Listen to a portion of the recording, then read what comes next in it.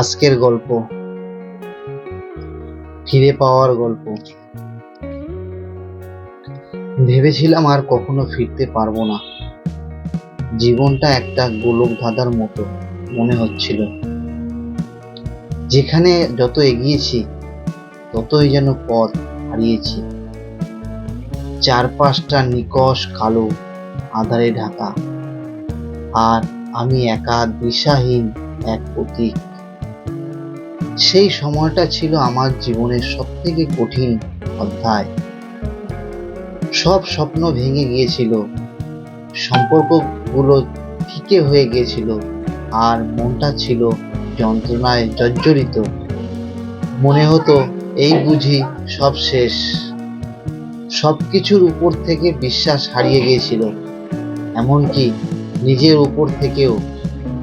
কিন্তু আমি জানতাম আমাকে ফিরে আসতে হবে, কারণ হার মেনে নেওয়াটা আমার স্বভাব নয়। তাই ধীরে ধীরে নিজেকে টেনে তুলেছি, ছোট ছোট পদক্ষেপ নিতে শুরু করেছি। প্রথম দিকে কিছুই ভালো লাগতো না, মনে হতো এই যুদ্ধটা বুঝি কোনোদিনও শেষ হবে না। কিন্তু আমি হাল ছাড়িনি। আমি নতুন করে বাঁচতে শিখেছি। পুরনো ক্ষতগুলো ভুলতে পারিনি ঠিকই, কিন্তু সেগুলোকে মেনে নিয়েছি।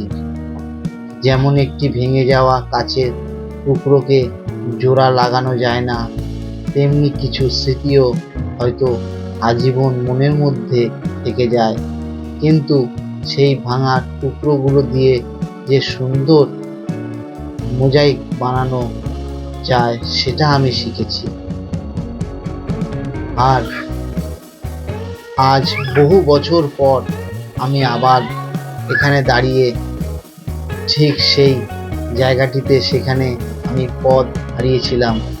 কিন্তু এবার আমি একা নই। আমার সঙ্গে আছে আমার অভিজ্ঞতা, আমার কষ্ট, আমার বেঁচে থাকার জেদ।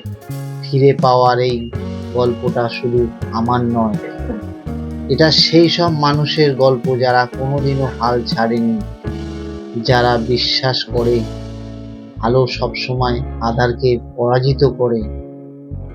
যদি তুমি চাও তোমারও নিজের গল্পটি আমাদের সাথে ভাগ করে নিতে পারো। তোমার ফিরে আসার গল্পটি কেমন ছিল? বন্ধুরা, এখানে গল্পটি শেষ করলাম।